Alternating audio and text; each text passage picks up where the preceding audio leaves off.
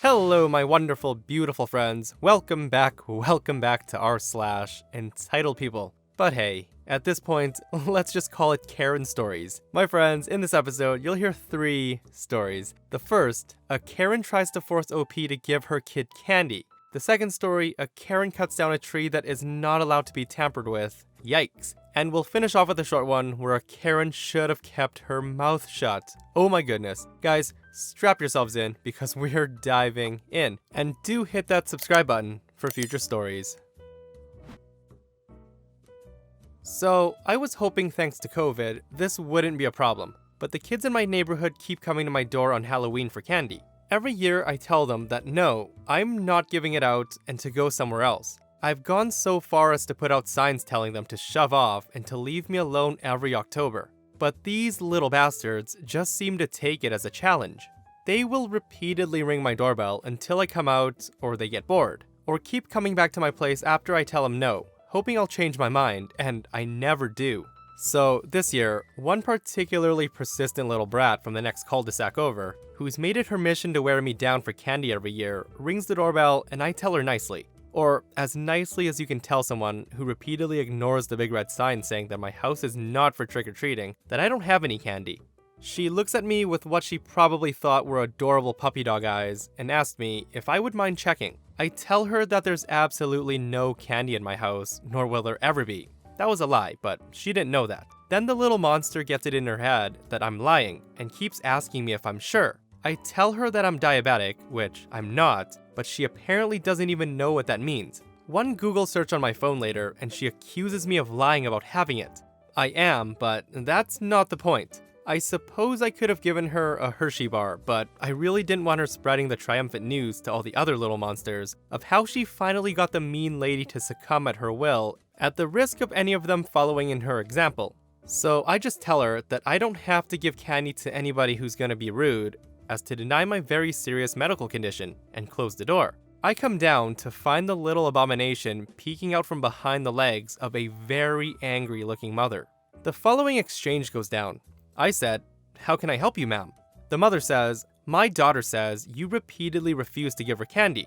I said, "I'm sorry, I don't have any." She replies with, "This callous attitude towards the festivities is unacceptable. It's Halloween, and you should have prepared for it." I told her I did not think any kids would be trick-or-treating this year thanks to a certain virus. And she says, "Well, after everything they've been through, we as a community owe it to them to make up for all the fun they missed out on this year."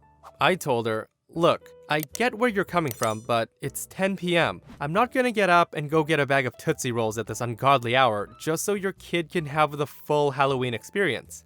It's here that Mommy Dearest takes it upon herself to give me a lecture on the importance of participating in the community." I told her that maybe if she was not such an entitled Karen, her husband would be more eager to participate in the bedroom with her instead of me. This is where I may have been kind of an a-hole.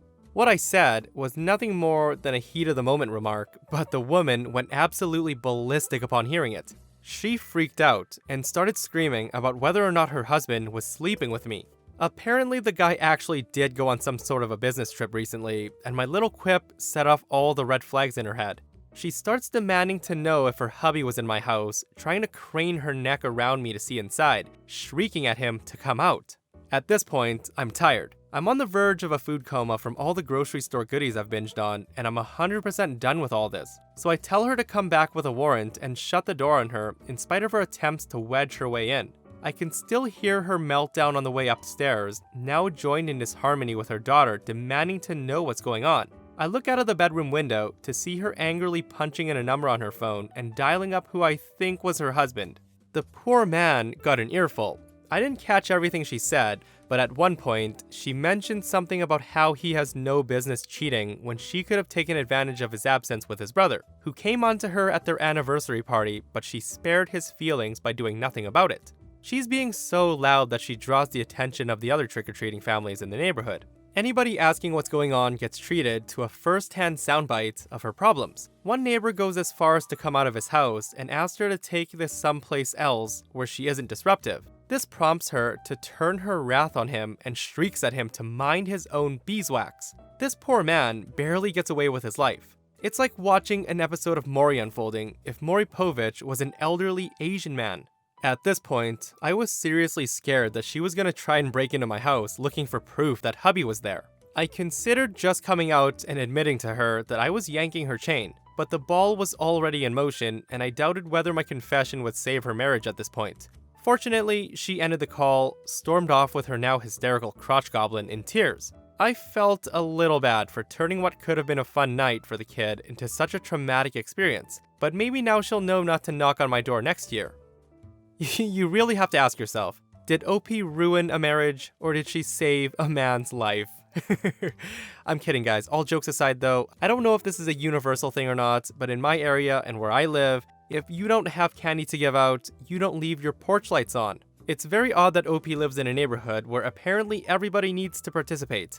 That's some entitlement though, forcing somebody to give out free candy to your kid at 10 p.m. But I'm not surprised. It is a Karen, guys. So I was not directly involved in this interaction, but it did occur in the same street that I belong to, and the tree could easily be seen from my house as it was less than 100 feet away. So some brief backstory is necessary to understand the direness of Karen's situation. Karen, along with her daughter, owns a house in a street along with 7 other people, including me. The street is somewhat private, although it isn't gated, and it shares many resources and services that sets it apart from the rest of the community. Basically, it was originally empty land in the middle of an already existing neighborhood, bought privately by a group who built houses and sold them. For these reasons, the street has an HOA representative, and they share things like lawn maintenance and street repair costs. For example, the street splits the costs for repairing stuff like streetlights, and the people that mow the lawns do the entire street at a time. Karen and her daughter are rarely seen in the small street, and they instead rent their house out to newcomers every few months or so. I've only seen them in person a few times since I moved here. On their most recent return a few days ago, they decide to have a tree in the front yard trimmed down just before the next tenant arrives. Unfortunately, this tree belongs to the street, and she has no jurisdiction tampering with it. And she knew it. She made a half-assed attempt to call the HOA board, and when they did not reply right away, she took the initiative to cut the tree to her desires. This morning, a group of workers came in a truck and loud power tools to cut several branches off this large tree. So this Indian dude came out first to complain, and later came the old lady. They both have been living here for a long time and understand the rules clearly. The conversation was distant from my house, especially since I chose not to go outside and join the argument, but it went along the lines of the following. The guy says, "Hey, you can't cut that tree." Karen said, "Well, it's on my property." He replies, "Actually, it's not. Tell them to stop cutting it. You need to contact the HOA first." I did, and they didn't respond, so it's not a big deal if I just trim it, okay? The old lady says, "Any change affects the value of the entire street and every house on it. You have to stop it." Karen responds, "Oh my god, it's just a tree. Give me a break, okay?" For those that don't understand, the entire street sort of has a common theme to it, where every house has to have a similar design, and each having a tree is part of said design. Stripping this mature tree down to a couple of branches completely ruins the look of the street. The guy walks up to the workers, who are basically already finished, and said, "Guys, please stop for now." Karen steps in front of the guy and says, "Hey, back off." The guy puts his hand on her shoulder to push her away, and she said, "Stop being aggressive." This goes on for about 30 minutes. The entire time Karen is being extremely rude, interrupting people, and basically whining incessantly. The Indian guy and the old lady and the other neighbors watching knew that they could not do anything without contacting the HOA first. They certainly did not want to touch her, and they couldn't do anything with the workers, because they were hired by Karen. The entire time, her daughter did not say anything and stood at the doorway of the house. The workers continued with the tree, and in no time, it was finished. About an hour passes when the Indian guy and the old lady return with news from the HOA. It was true that Karen could not touch the tree, and everyone knew that. But what Karen did not know was that the consequences were extremely straightforward and relentless. When they began to explain to Karen her remaining options, she had a smirk of victory on her face, but it didn't take long for it to be completely wiped away.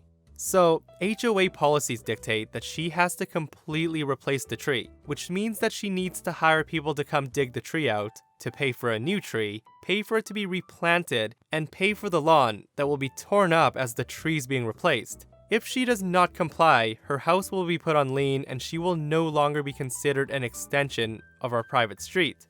For those that are not fluent in real estate terms like me, this means that Karen cannot sell, cannot rent, or refinance her property until said conditions are met. Even if she complies right away, her new tenant will be delayed at least a week or more while the tree's being dug up. This is such a sweet and fitting end to her entitled attitude. In total, she'll be set back thousands of dollars for essentially nothing except lacking consideration of those around her. I'm not totally clear on the cost, but I expect it to be at least $10,000. Oh goodness, a Karen finally getting what she deserves. She should have listened to everybody around her, but no, she's gotta do whatever the heck she wants. So one of the things I've learned from reading all these Reddit stories is you don't trim a tree that is not on your property or doesn't belong to you. So I'll link a story right here that I read not too long ago about a guy cutting down a tree that was not his, and it ended up costing him over $700,000. Yikes. So I've read a lot of stories in here and never really experienced anything close to what I read about in the sub. But then I had a kid and have apparently become a Karen magnet. So this story is me and a wild Karen in a baby lounge / baby room / breastfeeding area. So I'm changing my son, who's 5 months, and he had a huge poo explosion all the way up his back. So I grabbed what I had in my diaper bag, and it was a pink bodysuit with only pink socks left. We thought we were having a girl at first and got surprised by a boy, so I got rid of most of it. But some items like socks and a few neutral pink onesies I use for him daily because, hey, he's 5 months old. He's in his pink bodysuit and socks, and he's feeding and having a great time when a woman approaches. She had been breastfeeding across from me. Karen says, "That's such a cute baby. What's her name?" I said, "It's Jonathan." Karen, with a shocked Pikachu face, said, "You really should not put pink on a boy." I was confused and asked, "Why? He doesn't mind at this age." Karen tells me, "I know things are more alternative here in this country, but stuff like that will turn your kid gay. Believe it or not." I told her I don't care if he's gay, and Karen gets out a black onesie from her bag and says, "Here, you can put this on him." I told her that I don't care, and at this point, my boy is so upset that I pack up our stuff and leave. I was just gobsmacked. What in the world goes through a person's head to think it's okay? So that was my day. I just needed to vent. Oh, Karen. Her entitledness truly knows no bounds. Hey, your son shouldn't wear pink, so here's that one black onesie that I have. So here's a fun fact if you guys didn't know. In the 1920s, some groups had been describing pink as a masculine color, an equivalent of the color red that was considered to be for men, but lighter for boys. But apparently most stores nonetheless found out that people were increasingly choosing to buy pink for girls and blue for boys, and it became accepted in the 1940s. So there you go. You come to hear some stories, and hopefully you leave with some knowledge, guys. And that brings us to another end of our / entitled people. Guys, if you missed the last episode, a Karen threatens to fire OP's mother because she names her daughter Ryan. I know, it's ridiculous, right? Check it out if you haven't, and I'll see you guys in the next one. I love you.